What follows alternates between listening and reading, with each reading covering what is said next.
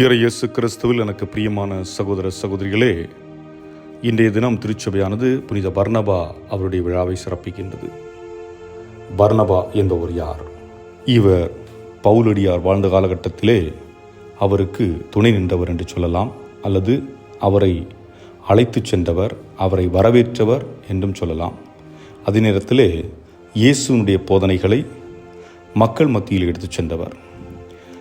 மக்கள் மத்தியில் என்று சொல்லுகின்ற பொழுது யூதர்கள் அல்லாதவர்களுக்கு, புற இனத்து மக்களுக்கு, நாம் யூதர்கள் அல்லாதவர்கள், நாமும் புறவினத்து மக்கள், அப்படி என்றால் நம்மை போன்றவர்களுக்கு இயேசுனுடைய வார்த்தைகளை எடுத்து சென்ற ஒரு மனிதராக இவர் இருக்கின்றார். இவர் சொல்லக்கூடிய விடயம் என்ன? சட்டங்கள் கடவுள் கொடுத்தது அதை தொடர்ந்து செல்வதற்காக அல்ல, மாறாக வாழ்வதற்காக. சட்டத்தை அன்பு செய்து வாழ்வாக்க வேண்டும் என்பதுதான். அதைத்தான் இயேசு நற்செய்தியில் சொல்லுகின்றார், நான் திருச்சட்டத்தையும் இறைவாக்குகளையும் நிறைவேற்றவே வந்தேன், அதை அழிப்பதற்காக வரவில்லை என்று.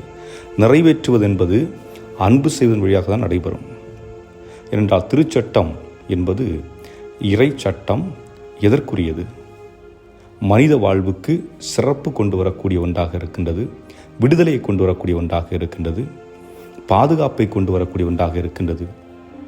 அதை இயேசு உணர்ந்து செய்கின்றார். தன்னுடைய உயிரை அதன் வழியாக கொடுத்து நம்மை மீட்டிருக்கின்றார். ஆக இயேசுனுடைய அந்த வாழ்வை பர்னபா மற்றவர்களுக்கு கடத்துகின்றார். இன்று நமக்கும் சொல்லுகின்றார், நீங்கள் இயேசுனுடைய வார்த்தையை வாசிக்கிறீர்கள் அல்லது கேட்கிறீர்கள் என்றால் அதை கேட்டுவிட்டு அப்படியே செல்வதல்ல, மாறாக அந்த வார்த்தையை நேசியுங்கள்.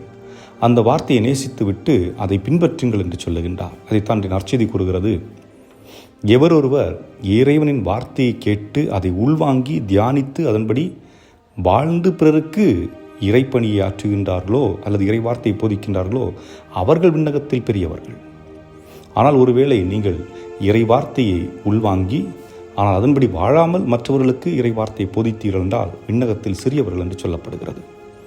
ஆக நான் எந்த நிலையில் இருக்கின்றேன் என்பதை நாம் சிந்தித்து பார்க்க அழைக்கப்பட்டிருக்கின்றோம்.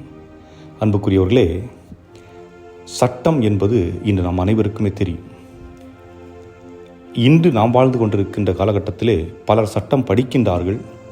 ஆனால் அந்த சட்டத்தை படித்து உண்மையின் அடிப்படையில், நீதியின் அடிப்படையில் வாழ்கிறார்களா என்றால் வாழ்வதில்லை. சட்டம் எதற்காக? நல்லது செய்வதற்காக, நீதியை காப்பாற்றுவதற்காக. ஆனால் இன்று நீதி பல இடங்களிலே அமுக்கப்படுகின்றது, அழிக்கப்படுகின்றது. தீமை மேலோங்கி நிற்கின்ற ஒரு காலகட்டம்.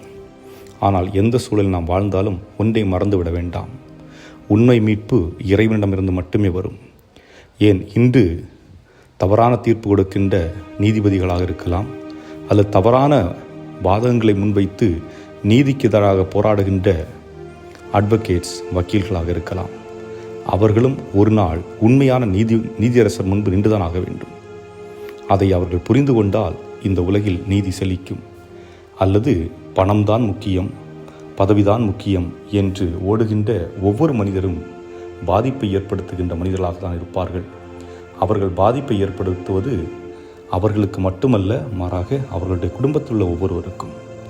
ஆக நான் எப்பொழுது பிறரை காயப்படுத்துகின்றேனோ, என்னுடைய சொல், செயல், இன்னும் சொல்லப்போனால் சட்டத்தை மீறிய செயலால் அது என்னையே திரும்பி வந்து தாக்கும் அல்லது என்னுடைய குடும்பத்தாரை தாக்கும் என்பதை நாம் மறந்துவிட வேண்டாம். ஏனென்றால் நான் செய்ததற்கான பலன் என்னை வந்து சேரும்.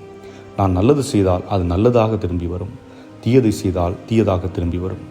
எதை செய்கிறேன் என்பதை எண்ணியவர்களாக வாழ்வோம். இறைவன் உங்களை நிறைவாக ஆசீர்வதிப்பாராக. தூய பர்னபா வழியாக உங்களையும் உங்கள் குடும்பத்தையும் இறைவன் கரத்தில் ஒப்புக் கொடுக்கின்றேன். இறைவன் உங்களை என்றும் ஆசீர்வதிப்பார். ஆமென்.